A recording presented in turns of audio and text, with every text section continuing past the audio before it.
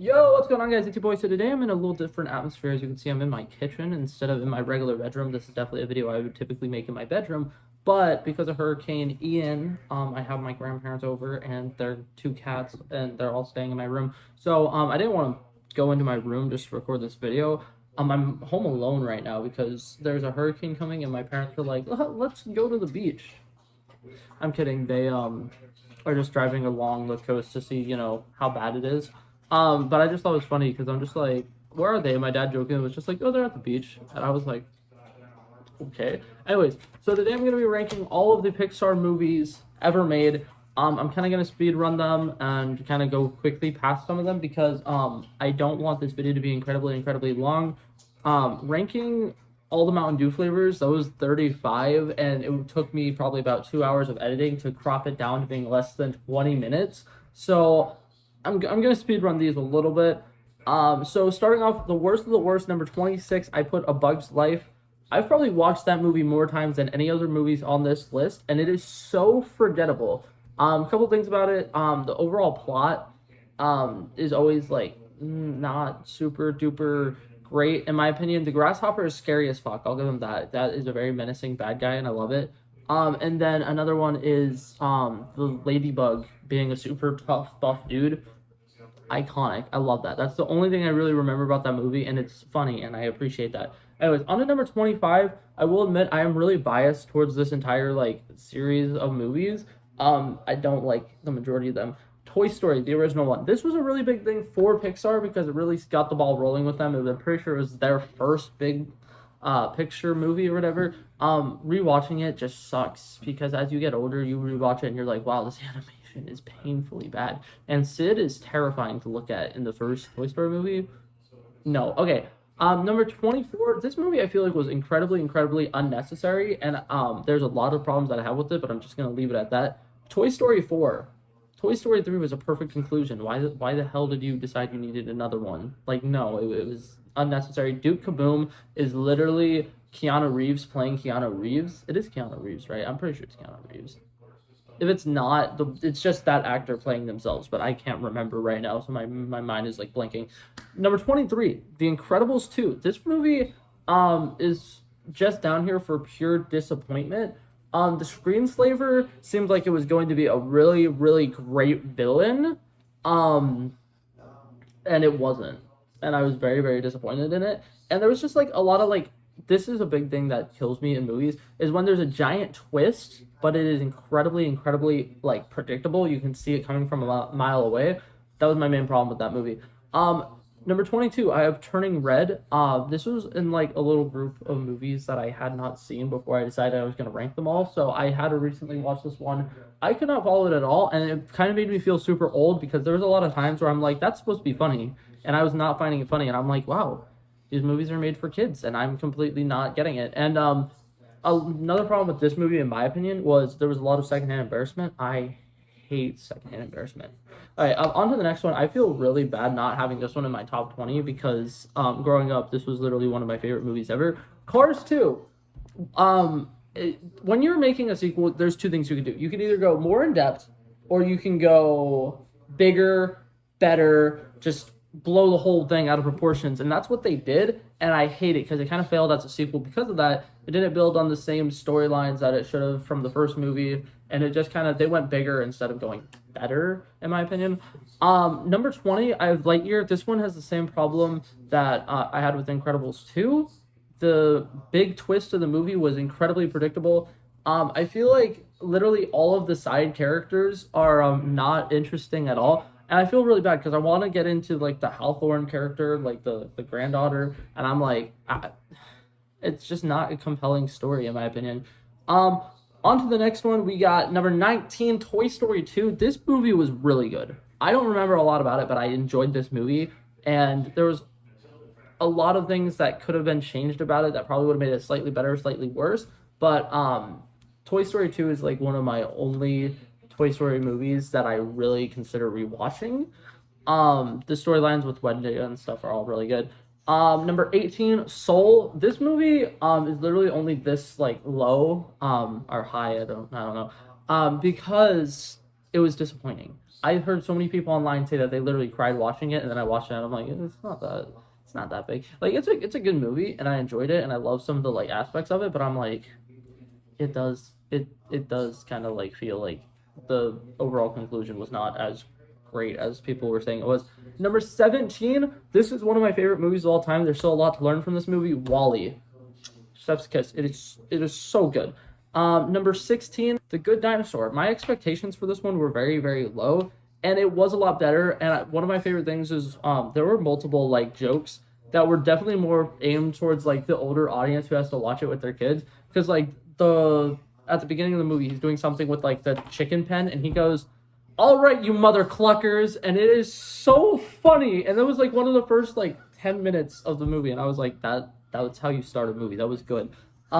Number 15, Finding Dory. This is one of the first like sequels that I'm like, okay, this was actually really good. This is solid. I love all the storylines with it. Dory getting lost and like it showing how Dory was when she was like a little baby was really, really cute, and I really, really loved that. Hank, great character. Love Hank. Um, On to the next one. We got number 14. We got Toy Story 3. Like I said earlier, it's really, really good conclusion. Lotso is very intimidating. Barbie being a like feminist like hero, that was really ahead of its time, and people never talk about that. Number 13, we have Up. Absolutely love this movie. The overall concept of a flying house is really weird, but I'm like, it's so original in that sense because it's just like a really like grounded, down to earth movie.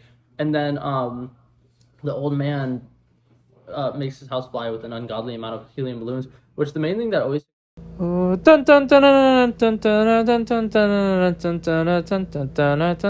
anyways, number 12, Inside Out. I originally had it higher on my list, and then I rewatched it recently, and I realized Joy really is a terrible character. Like, eventually she has character development, but it literally takes Bing Bong dying to give her the character development that she needs, and I kind of hate it because she is so much like, she needs to be happy, she needs to be happy, she needs to be happy, and it's like, it kind of sucks a little bit. I'm excited that they're making Inside Out too, though, because I really love the concept of Inside Out, and a lot of the things about inside the mind and stuff like that are really good. I love it.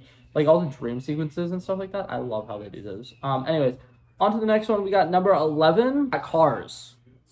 Love Cars. I've said this so many times, but if Cars was live action and it was people instead of cars, it would literally be a Hallmark movie. A guy who is really famous or whatever ends up in a small town, meets a really independent woman who is really like powerful and strong, and then they fall in love, and then he goes back to whatever he's doing, but now he has the support of a loving like family figure. You know what I mean? It's literally a Hallmark movie, and it is so good, and I love it. Number 10, we got Ratatouille. Love Ratatouille. I kind of think that movie has part of the reason why I love to cook as much, because watching Remy just be like, throw some of this in there, throw some of that in there, throw this, so that's how I be, you know, like that's how I am when I'm in the kitchen now. And after rewatching Ratatouille somewhat recently, I'm like, damn, I can relate to that. There's also a lot of scenes in Ratatouille that I'm like, that should not be in a kids movie, but I love it so much. It's so good. On to number 9, we got Onward. Love the movie. It's a good brotherhood movie. I love the little action adventure stuff. It's really good. Once again, I would definitely recommend it. It's a good one. On to number 8, the original Incredibles movie. I love the original Incredibles movie. I think that the bad guy in the original Incredibles movie is like one of the best ever. And Dash and Violet's like sister and brotherhood is just so realistic, and I love that in movies and TV shows when there's like brothers and sisters that seem like actual brothers and sisters. On to number 7, we got Luca. This was another one of the ones that I had to recently watch, and I actually absolutely loved it. I did not expect myself to love it as much as I did, but it was really great. The storytelling with it was good, and there was a couple other aspects of it that were really nice. One of my favorite moments in the movie, though, is definitely when Alberto gets like soaked or whatever, and he becomes a sea monster, and then they have like that heartbreaking moment where Luca's just like, oh my god, it's a sea monster. It's good. I love when they do emotional things like that in little kids movies. Number 6, we got Finding Nemo. This one's a classic. If you don't like Finding Nemo, you should get that checked out. Number 5, Monsters Inc. I love all the Monsters Inc. movies, and something that really bothers me about it now, that I've been like thinking about it. I hate the ending of that movie when they're like, oh, we find out comedy is actually way more powerful than scaring people. Because what about all those people who went through college to be a scarer and they finally get out of college and now they don't have job opportunities because they changed it from scaring to comedy? Like, really? They just ruined it, that entire economy for some people. Anyway, it's not the point. I'm completely off topic with that. Anyways, number four, I will admit this is completely biased, and a lot of people probably would not have it nearly as high on this list, but Cars 3, I cried watching that movie. I watched that movie when I was 18 years old. Okay, yes, it's because I was a huge fan of Cars growing up, and like some of the like retirement things and the brothers who were sponsoring him leaving kind of made me really sad. Yes, but like it's a good movie. Okay, number three, this is actually probably one of my favorite comfort movies of all time. If I'm ever not feeling great and I want to watch a movie that'll make me laugh and feel good, this is my favorite one ever, Monsters University.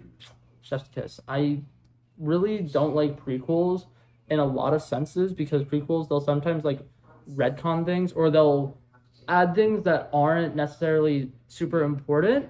But like I feel like Monsters University was a really really good movie and it actually felt like necessary after they made it and I'm like that is so great. How did they do that? Anyways, number two, there's two left. Are you ready? Drum roll. I know that was a bad drum roll, but I've never been in a drum line, okay? So leave me alone. Number two, we have Brave. Sometimes people forget that Brave is a Pixar movie and not a Disney movie, but I love it so much because there's so many aspects of it that I'm like, yeah, Disney princess movies wouldn't necessarily do this, and I love it so much. The bear in that movie is also a really great antagonist. I love the antagonist. And then I also love the antagonist of time because it's kind of like, oh, if they don't get this done by a certain time, she's stuck as a bear forever. That is such a great like way to keep the story going, and I love when movies and TV shows do that. Anyways, now for number one, this was one I had to watch recently, and I absolutely fell in love with it. Here's the thing: Disney Pixar movies, they all have the A113, they have the Pizza Planet truck, they have all these different like what is it called, Easter eggs that they put in their movies. And typically when I'm watching Pixar movies, I'll go out and I'll be trying to look for them. I got so into this movie that I was not looking for any of those. Number one, I put Coco. Really really good movie. I've only watched it one time. I'm probably gonna have to watch it again.